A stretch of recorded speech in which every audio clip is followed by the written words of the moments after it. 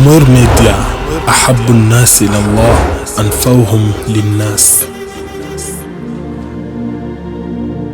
Alhamdulillah nahmaduhu wa nasta'inuhu wa nastaghfiruhu wa nastahdihi wa na'udhu billahi min shururi anfusina wa sayyiati a'malina. Man yahdihillahu fala mudilla lahu wa man yudlil fala hadiya lahu.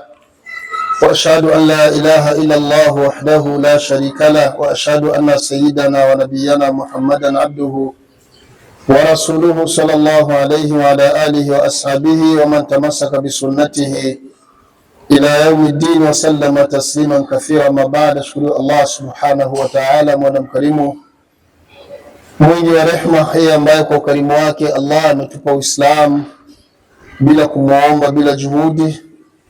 Tumshukuru kwa neema hiyo na tumuomba azidi kututhibitisha kwenye Uislamu huu sahihi mpaka hapa tutakapoondoka ulimwengu. Allahumma amin. Sala na amani kutoka kwake zimwendee nabii wa umma Mtume Muhammad. Aliulea umma wa Kiislamu kuanzia maswahaba na wale wote waliokuja nyuma ya maswahaba na sisi tukiwemo, akafikisha ujumbe, akaunasihi umma, kila kheri akaiweka wazi na akatuhimiza kwayo, na kila ovu na baya akajitenga nalo mbali na akatuonya na kututahadharisha. Akafikia mtume kuondoka dunia ili hali dini ya Uislamu imekamilika na neema zake Mwenyezi Mungu kwa Waislamu amezitimiza, na Mungu mwenyewe anatosha kuwa ni shahidi alipotangaza waziwazi kuwa ameturidhia Waislamu kwamba Uislamu uwe ndio dini yetu, pale aliposema al-yawma akmaltu lakum dinakum wa atmamtu alaykum ni'mati wa raditu lakum al-islam din. Siku ya leo nimeikamilisha dini yenu na nimezitimiza neema zangu kwenu na nimekuridhieni Uislamu ndio dini yenu. Ndugu zangu Waislamu, tutafaulu duniani na akhera pale ambapo tutakuwa Waislamu wazuri. Na kuhusieni bila kuisahau nafsi yangu, jitahidi sana uwe Muislamu mzuri, uwe mkweli katika nafsi yako, uwe mkweli katika maamuzi yako. Kukupa tabia zifuatazo: jilinde sana usiwe miongoni mwa wale wenye kuwateta wengine. Jilinde sana usiwe miongoni mwa wale wenye kuwasengenya wengine, wenye kuwazungumzia wengine vibaya, wenye kuwazulia. Kwani Mtume Muhammad sallallahu alaihi alionyesha kuwa atakayefanya hivyo mfano wake ni kama ananyanyua thawabu zake anampa huyo ambaye yuko anamteta. Alafu tenda unayoyatenda yote pindi kwa duniani utaraji malipo kwa Allah subhanahu wa ta'ala. Usichokeshe nafsi yako kutafuta kuwaridhisha binadamu, kwa sababu binadamu tulivyoumbwa tuko vigeugeu. Wanaweza wakakuridhia leo na wakakupenda leo, kesho wakawa ndio maadui. Isikutokee hata mara moja ukamdharau yeyote katika binadamu, kwani wako wengi mwa dunia ambao wana majina, ambao wanajulikana, ambao labda wana uwezo, labda wana vyeo, lakini mbinguni hawana thamani hata moja mbele ya Allah subhanahu wa ta'ala. Na wako wengine mwa hii dunia tunayoishi, labda ni makabwela, labda ni maskini, labda ni watu wa kawaida, hakuna anayewajua isipokuwa labda familia zao, na pengine hata wakifa hakuna mtu atahisi kama kuna mtu amepotea kwenye mgongo wa ardhi. Hawana thamani hata moja katika hii dunia, lakini pengine mbinguni wakawa wako na thamani zaidi kuliko wale wenye majina. Kikubwa ni nini? Tutafute radhi zake Allah subhanahu wa ta'ala, na kila tunachotenda tumulilie Allah aweze kukibariki. Allah akikiridhia na akakibariki, utanufaika nacho na kitadumu, na wale ambao wako chini ya miliki yako watanufaika nacho. Na kikikosa baraka zake Allah, na Allah kama hatokiridhia, hata kama kwenye macho yako utaona ni kikubwa, ni kingi, hakitodumu. Allah tunakuomba utubariki kila ambacho tunachokifanya ya Rabbal Alamin. Inshallah leo tunasoma pia hadithi yetu moja ili tupate nafasi ya maswali kwenye faida rakam 95, faida ya 95, barakatu shahri rasuli sallallahu alayhi wasallam. Darsa muhimu pia, baraka. Na baraka tulishasomeshana mara nyingi hapa kwenye mawaidha, tukasema kwamba baraka ni aziada wanama, baraka ambazo tunaziomba sana, tunamlilia Mwenyezi Mungu atupe baraka kila kitu. Baraka maana yake ni nyongeza, baraka maana yake ni alkhairu kullihi, baraka maana yake ni kheri kila kitu. Kwa lugha nyingine, Allah akimjalia mkeo, Allah akambariki wewe mume wake, utaona kwamba mke wako ni kheri kwako. Na kinyume chake ni hivyo hivyo. Mwanamke akiolewa kisha mume wake Allah akambariki, mwanamke ataishi maisha ambayo ataona hakuna mwanamke yuko katika maisha mazuri ya ndoa kama yeye, hata kama pato la mume litakuwa lidogo, lakini akiwa yuko na baraka ataishi vizuri. Na vile vile Allah akiwabariki wanao, watoto wako, utakuwa ukiwatizama nafsi yako inaridhika, yani wanakuwa ni kurra taayun, furaha kwenye macho. Maana kuna watoto wengine kwa wazazi ni kilio. Kuna wazazi wana watoto lakini akimuona mwanae yeye mwenyewe mzazi analaani, nasema subhanallah, kwa nini nimekutana na huyu adui Allah? Wako watoto kama hao.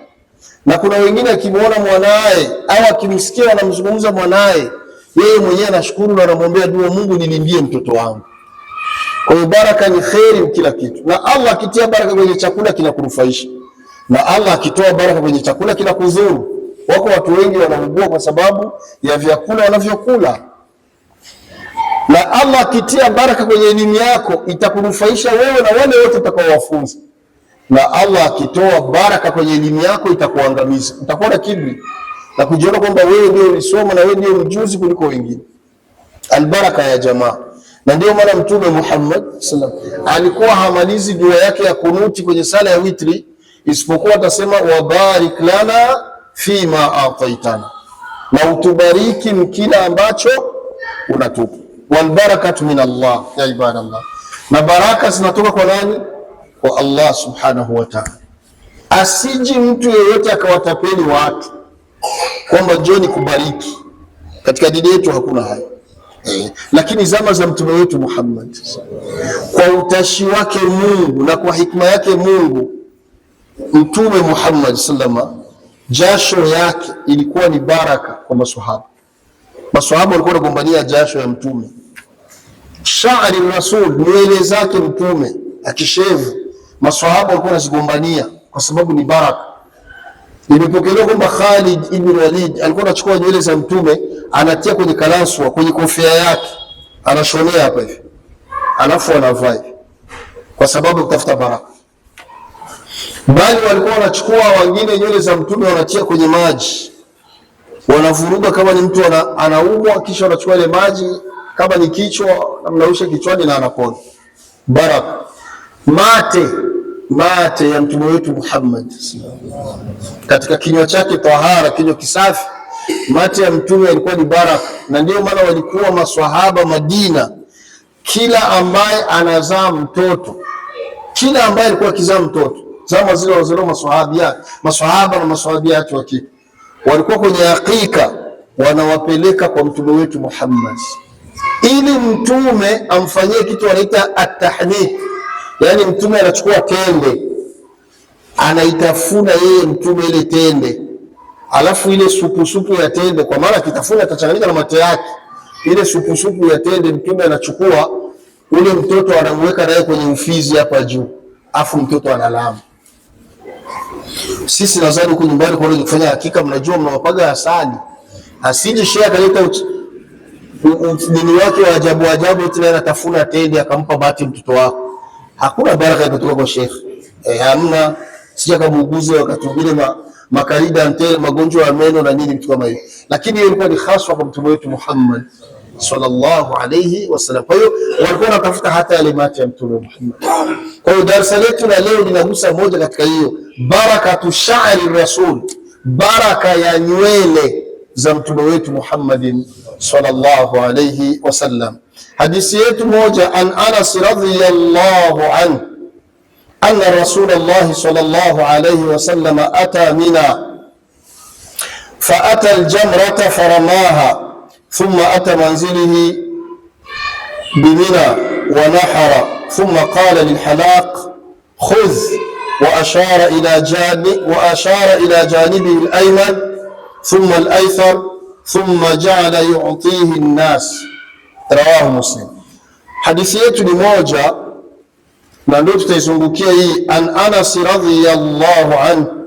Hii hadithi imepokelewa na Anas ibn Malik, Mwenyezi Mungu amridhie, sahaba wa mtume Muhammadin sallallahu alayhi wasallam, ambaye ni maarufu na kunia yake alikuwa anaitwa Abu Hamza.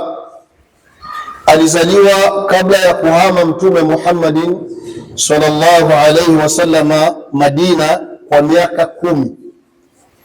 Yaani kwa lugha nyingine ni kama mtume alihamia Madina, huyu Anas bin Malik yuko na miaka 10. Wa aslama saghiran, na alislimu akiwa bado ni mtoto mdogo ambaye ajabaligh, na alislimu pindi ambapo mtume Muhammadin sallallahu alayhi wasallam alipohamia Madina. Jaat ummuhu bihi, aliposlimu na mtume alipohamia Madina, mama yake mzazi, kwa lugha nyingine mama wa Anas bin Malik, akaja naye kwa mtume wetu Muhammad wa huwa saghir, ili hali Anas bado ni kijana mdogo ajabaligh.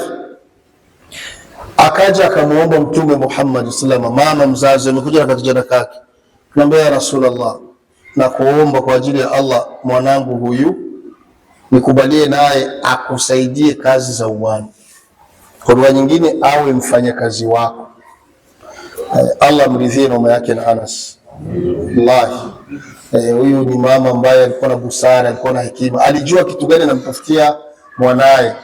Alielewa huyu akimfanyia kazi mtume atafaidika mengi, atasoma mengi, atapata nyingi miongoni mwa kheri. Kwa hiyo mtume Muhammadin sallallahu alaihi wasallam akawa amekubali hilo, akamchukua Anas akiwa mdogo, na Anas ndiyo alikuwa mfanyakazi wake mtume miaka yote 10 ya umri wa mtume Madina, na aliyaona mengi na alipokea mengi Anas ibn Malik radhiyallahu anhu, kiasi ambacho miongoni mwa faida nyingi alizozipata Anas, mtume Muhammad sallallahu alaihi wasallam alimpenda. Mtume alimpenda Anas mpaka mtume akamwombea dua, na dua mtume alimwombea Mungu akaipokea.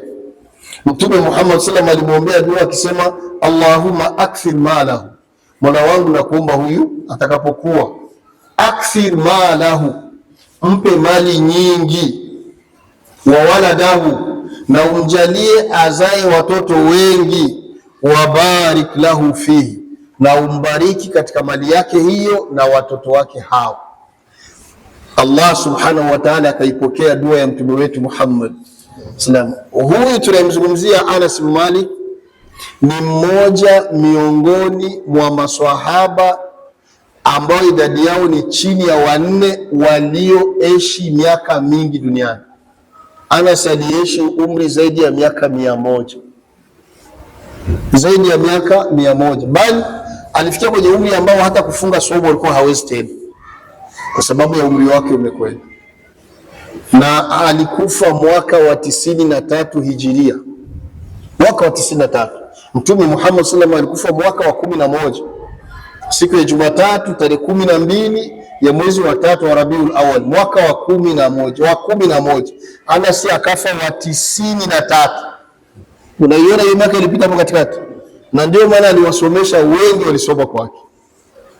Yaani zaidi ya miaka 70 na aliishi baadaye, na ndio swahaba wa mwisho aliofia Basra, na huyo mkoa mpaka leo upo. Basra ni mkoa maarufu sana katika nchi ya Iraq, alikuwa kule anatoa mafunzo, akawa alifia kule. Kwa hiyo aliishi miaka mingi na alikuwa ni tajiri, kama si Mtume alimwambia Allahumma akthir malahu. Alikuwa ni bosi na alizaa watoto wengi na alikuwa na wajukuu wengi kwa baraka ya dua ya nani? Ya mtume wetu Muhammadin sallallahu alayhi wasallama. Naam, na huyu Anas ibn Malik radhiyallahu anhu anazungumza akionyesha katika mengi mazuri ambayo mtume alimtendea na mengi ambayo alisoma kwa mtume. Hadithi yake moja maarufu ambayo inatuonesha tabia ya mtume. Anas anasema khadamtu nabiyya sallallahu alayhi wasallam 10 sinin bil Madina. Khadamtu, nimemtumikia mtume Muhammadin sallallahu alayhi wasallam 10 sinin, miaka 10 Madina. Fama qala li, anasema hakuna siku hata moja aliniambia mimi. Fuateni vizuri Waislamu. Kawaida unapokuwa huko bosi mnaita nyinyi na unamfanya kazi ambaye anakutumikia, iwe kazi ya nyumbani, iwe kazi ya shambani, iwe kazi ya dukani, ni mustahil kwamba atakutumikia miaka 10 eti miaka yote 10 kwa kila siku au anapatia kwenye kazi. Ni jambo ambalo haliwezekani. Bila shaka kuna siku patakuwa mapungufu, kuna siku atakosea, si ndio hivyo? Kwa hiyo Anas anasema nimemfanyia kazi mtume Muhammad sallallahu alayhi miaka 10. Anasema fama qala li uffin qat, anasema katika miaka 10 hakuwahi mtume Muhammad sallallahu hata siku moja kunisonya.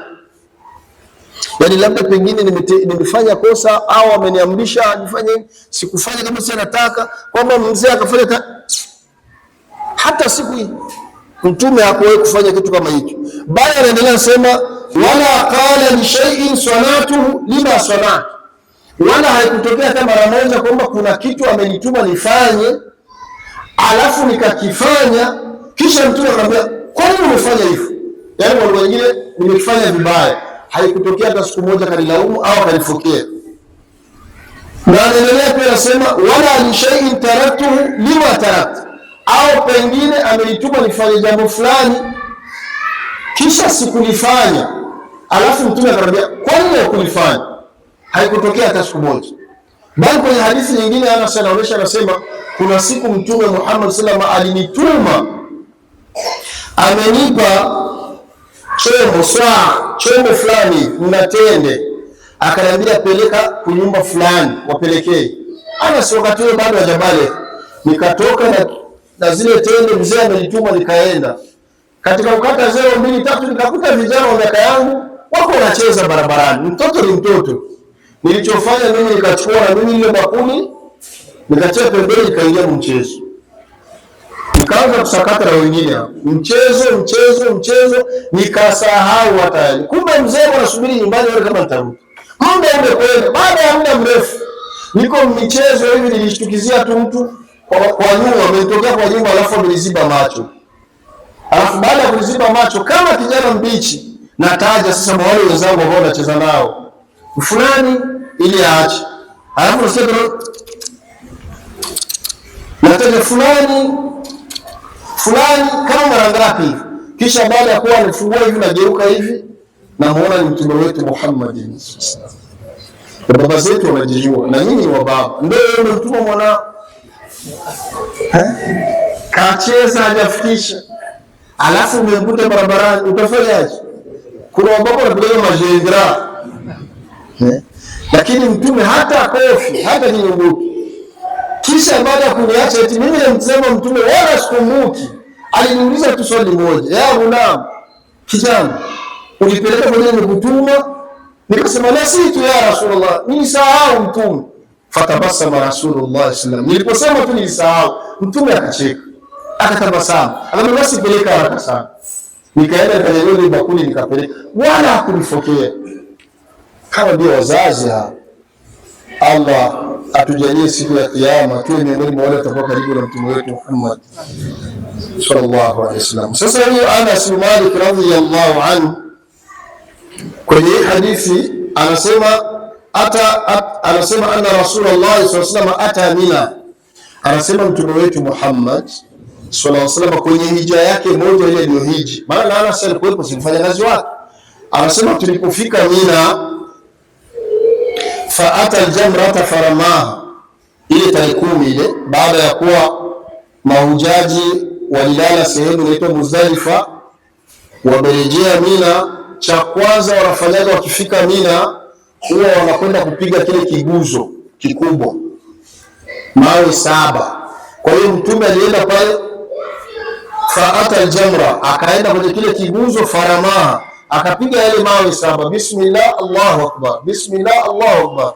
Baada ya kumaliza, kama sunna iliyotufunza Mtume, anasema thumma ata manzilahu bimina, kisha Mtume wetu Muhammad sallallahu alaihi wasallam baada ya kupiga akawa ameenda sehemu yake anayokaa pale Mina. Tunaposema anakaa kwa leo, yani kwenye hema, sehemu ambayo Mtume alikuwepo pale. Alipofika pale, wanahara, akatekeleza la pili, akawa amechinja. Na hivyo ndio wafanyao mahujaji, isipokuwa kwa miaka hii, kwa sababu mahujaji ni wengi, wakati ule wanatupa mawe tayari kule sehemu ya kuchinja, wenye kuchinja wanakuwa wanachinja. Sio pia mahujaji wanaenda kuchinja kule, maana milioni 2 na huwezi kuwaacha wote waende kuchinja, itakuwa ni vurugu. Kwa hiyo Mtume baada ya kuwa ameshapiga mawe, alirejea sehemu pale alipokuwa amefikia, akawa amechinja. Baada ya kuchinja, la tatu na lofuata na sunna walitekeleza, thumma qala lilhalaq, kisha Mtume akamuita kinyozi amshevu. Na hii sunna ni kwa wanamume, na Mtume Muhammad sallallahu aliwaombea dua mara 3 wanaoshevu kipara nywele zote mara 3, na akaombea mara moja wanaopunguza.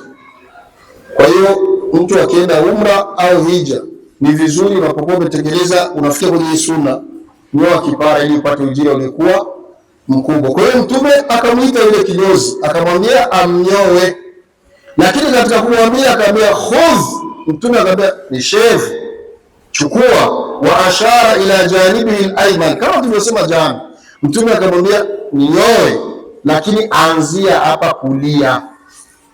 Kama tulivyosema ni sunna, kila mambo mazuri kuanzia kulia. Yule akawa ameshevu, kisha ndio ambaye thumma al-aysar, ndio kimaliza kulia ndio unyoe kusoto. Kisha baada ya hapo, thumma ja'ala yutihi an-nas, baada ya kuwa ameshamshevu, si nywele ziko pale, Anas anasema thumma ja'ala yutihi an-nas, Mtume akakusanya zile nywele zake, akaanza kuwagawia maswahaba. Kumbuke darasa letu tumesema kwamba nywele za Mtume ni nini? Ni baraka. Akaanza kuwagawia maswahaba. Katika hii sharh ya hadithi, qala Sheikh Ibn Uthaymeen rahimahullah, Mwenyezi Mungu amrehemu, kwenye hii hadithi anasema kwamba wadhaba ila manzilihi fadaa bil khalaq fakhalaqa ra'sahu, kwamba Mtume alipomaliza kupiga mawe akaenda kwake, akamwita kinyozi kwake, tunakusudia pale pale Mina, akawa amemshevu. Wa ashara ila shaqi al-ayman, akamwelekeza kwamba amshevu ngambo ya kulia. Fabada al-khalaq bi, ule kinyozi akaanza kumshevu sehemu ya kulia. Wa kana nabii sallallahu alayhi wasallam yafi sha'r ar-ras, na Mtume wetu Muhammad sallallahu imepokelewa kama jinsi alivyokuwa anaacha ndevu zake zinakuwa nyingi, na ndio jinsi alikuwa Mtume nywele zake zilikuwa ni nyingi. Alikuwa mara nyingi Mtume hanyoi nywele isipokuwa akitekeleza umra, kwa hiyo nywele alikuwa nazo pia ni nyingi. Fakana sha'ru ra'si kathira, alikuwa na nywele nyingi sana kwenye kichwa chake. Fabada bi shaqi al-ayman fakhalaqahu, ule kinyozi akaanza kumshevu sehemu ya kulia kwenye kichwa chake, akawa amenyoa. Thumma daa Abu Talha, kisha baada ya kuwa ameshamshevu Mtume wetu Muhammad sallallahu alaihi wasallam, kwa wale maswahaba wote walikuwa pale, akamchagua mmoja sahaba ambaye anaitwa Abu Talha. Mtume akamuita radhiyallahu anhu, na huyo Abu Talha ni mmoja miongoni mwa wenyeji wa Madina. Akamwambia njoo. Abu Talha aliposogea, wa atahu sha'ra shaqi al-ayman kullah, Mtume wetu Muhammadin sallallahu alaihi wasallam, Abu Talha alipomsogelea, Mtume akachukua zile nywele zake zote zile alimnyoa ngambo ya kulia zote, akazichukua zote zile, akamwambia Abu Talha chukua. Yani maswahaba wote akamchagua Abu Talha, akachukua hizo. Na wadhalika fadlullah yutihi man yasha, Mtu asijichanganye akafikiria kwamba na hivi Abu Talha ni bora kuliko Abu Bakr au ni bora kuliko Umar, ni bora kuliko Uthman. La hash, wale ni bora kuliko yeye, lakini fadhila zake Mwenyezi Mungu anampa amtakaye. Allah anamchagua na kumuinua anayemtaka. Kwa hiyo chesi hapa ikamwangukia yeye, mtume akamchagua yeye, akampa nywele zote za ngambo ya kulia, akamwambia chukua hizo. Thumma khalaqa baqiyat ar-ra's, kisha yule kinyozi alimnyoa sasa sehemu yote iliyobakia, kwa maana katikati hapa na hii sehemu ya kushoto na huku nyuma, akawa amenyoa zote zile hizo. Huku sasa wadaa Abu Talha, akamwita tena Abu Talha, njoo. Wa atahu iyah, akamwambia chukua na hizi. Alipompa na hizi, waqala, akamwambia sasa iqsimuhu baina an-nas, hizi nilizokupa hizi kawagawie watu, yani maswahaba, nenda kawagawie nazo na wenyewe wapate baraka. Fakasamahu, Abu Talha akaenda akawa anazigawa. Sasa katika kuzigawa haiwezekani nywele zigawe sawa sawa. Famina nasi man nalahu sha'ratan wahida, miongoni mwa maswahaba kuna mwenye alipata nywele hii moja, anapewa wewe yako hii, anachukua moja aishie. Wa minhum man nala sha'ratan, na miongoni mwao kuna mwenye alipata huo mwili. Tena mtu achukie yeye, alhamdulillah. Mkumbuka kwamba kwenye hija ya Mtume tulisema kwamba Mtume alipohiji mahujaji walikuwa ni zaidi ya 1,20,000. 1,20,000 na wote wako Mina, na kila mtu anataka, na si wote wanataka kuenea zile nywele. Tena mkumbuke ni za ngambo moja, sio za kichwa kizima. Kwa hiyo kuna mmoja alipata kamoja, kuna alipata mbili. Wa minhum man nalahu akthar hasbu ma tayasar, na miongoni mwao kuna alipata nyingi sawa na jinsi alivyogawa Abu Talha. Wa dhalika li ajli at-tabarruk bihadha ash-shahr al-karim, na wote walichukua hizo nywele li ajli at-tabarruk, malengo yao ni kutafuta baraka kwa hizo nywele za mtume wetu Muhammadin sallallahu alayhi wasallama. Naam, nadhani hiyo inaeleweka. Ndio leo Waislamu ambao katika faida ambayo tunaipata kubwa ni hiyo ambayo nimwambia kwamba baraka inatoka kwa Allah subhanahu wa ta'ala, na baraka pia Mungu alijalia mtume wetu Muhammadin sallallahu alayhi wasallama akawa ni baraka pia, na yale yote yaliyokuwa yanamtoka kwenye mwili pia ilikuwa ni baraka, na ndio maana maswahaba walitumia hilo, lakini haijuzu kwa mwingine. Sheikh hapa anaendelea kusema wakana inda Ummi Salama radhiyallahu anha, mmoja miongoni mwa wake wa mtume wetu Muhammad salama, Ummu Salama ambaye jina lake hasa anaitwa ni Hindu, ihda zawjati Rasul, mmoja miongoni mwa wake wa mtume. Sha'arati min sha'ri Rasul, alikuwa na nywele miongoni mwa nywele za mtume wetu Muhammad. Hapo ni baada ya mtume kufariki. Sasa yeye alibakia na nywele, na zamani walikuwa na hiyo tabia. Nakumbuka hata huku hivi ndio wako wanaenda kupotea. Hata huku sisi tumezaliwa tulikuwa tunaona wazazi kwenye nyumba tofauti wanapokuwa wanamshevu mtoto, hasa zile nywele za kwanza wanaziweka kwenye nini zile, kwenye vibambazi wanazihifadhi.